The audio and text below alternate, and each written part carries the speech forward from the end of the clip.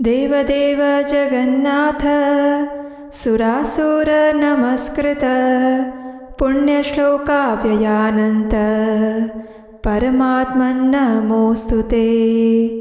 यज्ञोऽसि यज्ञरूपोऽसि यज्ञाङ्गोऽसि रमापते ततोऽद्य कृपयाविष्टो देवानां वरदो भव। आप सबका स्वागत है आज की फाल्गुन मास कथा श्रृंखला में। इस समय हम इस पवित्र मास में भगवान शिव का गुणगान गाती हुई इन सुंदर कथाओं का श्रवण कर रहे हैं।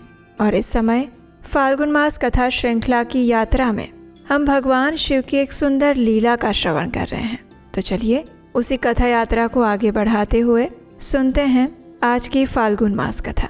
आइए आज की कथा आरंभ करते हैं। देवराज इंद्र की बात समाप्त हो जाने पर देवर्षि नारद ने राजा बलि को समझाया और उनसे कहा, हे दैत्यराज, शरण में आए हुए प्राणी की रक्षा करना महापुरुषों का धर्म होता है। जो लोग ब्राह्मण, रोगी, वृद्ध और शरणागत को रक्षा नहीं करते वे ब्रह्म हत्यारे हैं। इंद्र इस समय शरणागत शब्द से अपना परिचय देते हुए तुम्हारे पास आए हैं, इसलिए उनका भलीभांति रक्षण और पोषण करना तुम्हारा कर्तव्य बनता है। इसमें तुम्हें कोई संदेह नहीं करना चाहिए। नारद मुनि की ऐसी बात सुनकर कर्तव्य और अकर्तव्य के ज्ञान में कुशल दैत्यराज बलि ने स्वयं भी अपनी बुद्धि से विचार किया।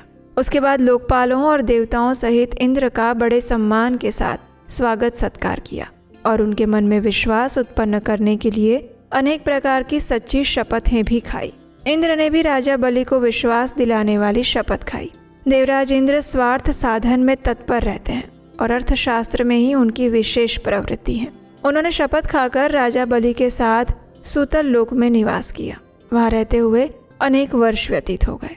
अब एक दिन बलि की सभा में बैठे हुए नीति निपुण देवराज इंद्र ने बलि को संबोधित करके हंसते हुए कहा, हे वीरवर, हमारे हाथी, घोड़े आदि नाना प्रकार के बहुत सारे रत्न जो इस समय तुम्हें प्राप्त होने योग्य हैं, वो तत्काल ही समुद्र में गिर पड़े हैं। इसलिए हम लोगों को समुद्र से उन रत्नों का उद्धार करने के लिए बहुत प्रयास करना चाहिए। तुम्हारे कार्य के लिए समुद्र का मंथन करना योग्य होगा। इंद्र के इस प्रकार प्रेरणा देने पर बलि ने शीघ्रतापूर्वक पूछा, अच्छा, ये समुद्र मंथन भला कैसे हो सकता है? उसी समय मेघ के समान गंभीर स्वर में आकाशवाणी हुई, हे देवताओं, दैत्यों, तुम क्षीर समुद्र का मंथन करो। इस कार्य में तुम्हारे बल की वृद्धि होगी और उसमें कोई संदेह नहीं। मंदराचल को मथानी और वासु की नाक को रस्सी बनाओ। फिर देवता और दैत्य मिलकर मंथन आरंभ करो। ये आकाशवाणी सुनकर सहस्त्रों दैत्य और देवता समुद्र मंथन के लिए उद्यत हो गए। सुवर्ण के समान कांतिमान मंदराचल के पास गए। वो पर्वत सीधा, गोलाकार, बहुत मोटा और अत्यंत प्रकाशमान था। अनेक प्रकार के रत्न उसकी शोभा बढ़ा रहे थे। चंदन, पारिजात, नागकेसर, जायफल, चंपा आदि अनेक प्रकार के वृक्षों से वो भरा हुआ था। उस महान पर्वत को देखकर सभी देवताओं ने हाथ जोड़कर कहा, हे दूसरों का उपकार करने वाले महाशैल मंदराचल, हम सब देवता तुमसे कुछ निवेदन करने के लिए यहाँ पर आए हैं, उसे सुनो। उनके ऐसा कहने पर मंदराचल ने देहधारी पुरुष के रूप में प्रकट होकर कहा, हे देवगण, आप सब लोग मेरे पास किस कार्य से आए हैं, उसे बताइए। तब इंद्र ने मधुर वाणी में कहा, हे मंदराचल, तुम हमारे साथ रहकर एक कार्य में सहायक बनो। हम समुद्र को मथ कर उससे अमृत निकालना चाहते हैं। इस कार्य के लिए तुम मथानी बन जाओ। मंदराचल ने कहा, बहुत अच्छा। इस प्रकार कहकर उसने आज्ञा स्वीकार कर ली और देव कार्य की सिद्धि हेतु देवताओं, दैत्यों और विशेषतः इंद्र से कहा, हे पुण्यात्मा देवराज, आपने अपने वज्र से मेरे दोनों पंख काट डाले हैं। फिर आप लोगों के कार्य की सिद्धि के लिए मैं वहां तक कैसे चल के आ पाऊंगा? तब सभी देवताओं और दैत्यों ने उस अनुपम पर्वत को क्षीर समुद्र तक ले जाने की इच्छा से उखाड़ लिया, लेकिन वे उसे धारण नहीं कर पाए। वो महान पर्वत उसी समय देवताओं और दैत्यों के ऊपर गिर पड़ा। कोई कुचले गए, कोई मारे गए, कोई मूर्छित हो गए, कोई एक दूसरे को कोसने लगे, चिल्लाने लगे और कुछ लोगों ने तो बड़े क्लेश का अनुभव किया। इस प्रकार उनका उद्यम और उत्साह भंग हो गया। वे देवता और दानव सचेत होने पर भगवान विष्णु की स्तुति करने लगे। हे शरणागत वत्सल महाविष्णु, हमारी रक्षा कीजिए, रक्षा कीजिए। आपने ही संपूर्ण चराचर जगत को व्याप्त कर रखा है, हमें बचाइए। उस समय देवताओं का कार्य सिद्ध करने के लिए गरुड़ की पीठ पर बैठे हुए भगवान विष्णु अचानक प्रकट हो गए। वे सबको अभय देने वाले हैं। उन्होंने देवताओं और दैत्यों की ओर दृष्टिपात की और खेल खेल में ही उस महान पर्वत को उठाकर गरुड़ की पीठ पर रख लिया। फिर वे देवताओं और दैत्यों को क्षीर समुद्र के उत्तर तट पर ले गए और पर्वत श्रेष्ठ मंदराचल को समुद्र में डालकर तुरंत वहां से चल दिए। उसके बाद सभी देवता दैत्यों को साथ लेकर वासुकी नाग के पास गए और उनसे भी अपनी प्रार्थना स्वीकार करवाई।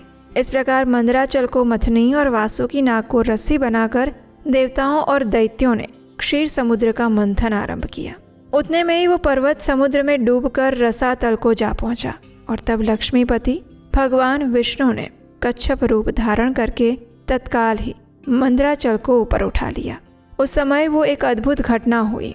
फिर जब देवता और दैत्यों ने मथानी को घुमाना आरंभ किया तब वो पर्वत बिना गुरु के ज्ञान की भांति कोई सुदृढ़ आधार ना होने के कारण इधर उधर डोलने लगा।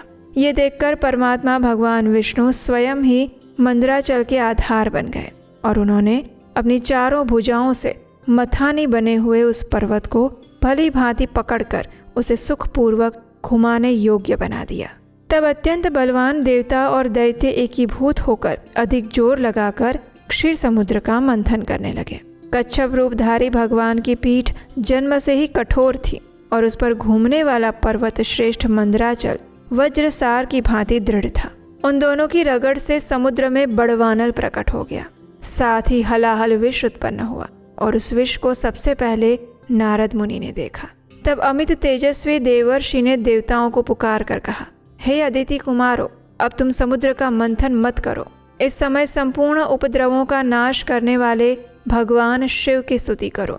वे परात्पर हैं, परमानंद स्वरूप हैं। योगी पुरुष भी उनका ध्यान करते हैं। देवता अपने स्वार्थ साधन में संलग्न होकर समुद्र मथ रहे थे। वे अपनी ही अभिलाषा में तन्मय होने के कारण नारद मुनि की बात नहीं सुन पाए। केवल उद्यम का भरोसा करके वे क्षीर सागर के मंथन में लगे रहे। अब अधिक मंथन होने से जो हलाहल विष प्रकट हुआ था वो तीनों लोगों को भस्म कर देने वाला था। वो प्रौढ़ विष देवताओं का प्राण लेने के लिए उनके पास आ गया और ऊपर नीचे और सभी दिशाओं में फैल गया। समस्त प्राणियों को अपना ग्रास बनाने के लिए प्रकट हुए उस कालकूट विष को देखकर वे सभी देवता और दैत्य हाथ में पकड़े हुए नागराज वासुकी को मंदराचल पर्वत सहित वहीं पर छोड़कर भाग खड़े हुए। और उस समय उस लोक संहारकारी कालकूट विष को भगवान शिव ने स्वयं अपना ग्रास बना लिया। उन्होंने विष को निर्मल कर दिया और इस प्रकार भगवान शंकर की बड़ी भारी कृपा होने से देवता, असुर, मनुष्य सभी त्रिलोकी के उस समय कालकूट विष से रक्षा हुई और फिर से देवताओं ने समुद्र मंथन करना आरंभ किया। उसके बाद की कथा हम सुनेंगे हमारे इसी फाल्गुन मास कथा श्रृंखला की कल की अगली कड़ी में। तब तक के लिए इस दिव्य पवित्र मास का अधिक से अधिक लाभ उठाइए, अपनी आध्यात्मिक साधना को सशक्त बनाइए और परम भगवान श्री हरि और भगवान शिव के चरण कमलों में अपनी भक्ति को स्थिर बनाए रखिए। इसी प्रार्थना के साथ आज की इस कथा को यहीं पर समाप्त करते हैं। हम मिलेंगे आपसे इस कथा श्रृंखला की अगली कड़ी के साथ कल प्रातःकाल आपके अपने चैनल उपदेशाष्टकम पर। हरे कृष्ण। भगवान शिव की तरह हमेशा शांत, धीर और गंभीर रहना चाहते हैं, लेकिन मन बार बार परेशान करता रहता है। ओवर थिंकिंग से थक चुके हैं और इमोशंस तो इतना ज़्यादा ऊपर नीचे हो जाता है कि पूछो मत। मेडिटेशन डेली शुरू करते हैं लेकिन कंसिस्टेंसी नहीं बन पाती है। गुस्सा तो इतना आ जाता है कि बस पूछो मत। अगर इन सभी प्रॉब्लम से आप भी गुजर रहे हैं तो ये कोर्स आपके लिए है। इस शिवरात्रि पर हम आपके लिए लेकर आए हैं एक स्पेशली डिज़ाइन क्यूरेटेड कोर्स जिसका नाम है द शिवा कोड, जिसके अंदर हम भगवान शिव को तत्वतः जानने का प्रयास करेंगे। उसके अलावा भगवान शिव के जीवन से हम अपनी लाइफ में प्रैक्टिकली क्या सीख सकते हैं वो भी हम जानेंगे। मेडिटेशन को सरल कैसे बनाया जा सकता है, अपने इमोशंस को कैसे कंट्रोल किया जा सकता है और भगवान शिव के पास टाइम से हमें क्या शिक्षाएं मिल रही हैं। और इस कोर्स के एंड में स्पेशल बोनस रहेगा शिवरात्रि के ऊपर में सब कुछ। और उसके अलावा 5 माइक्रो हैबिट्स जो आप अपने जीवन में भगवान शिव के जीवन से उतार सकते हैं। लिमिटेड टाइम ऑफर है तो जल्दी से जाइए, नीचे डिस्क्रिप्शन बॉक्स में लिंक दिया गया है। इस शिवरात्रि भगवान शिव की वास्तविक पूजा करते हैं उन्हें जानने के बाद।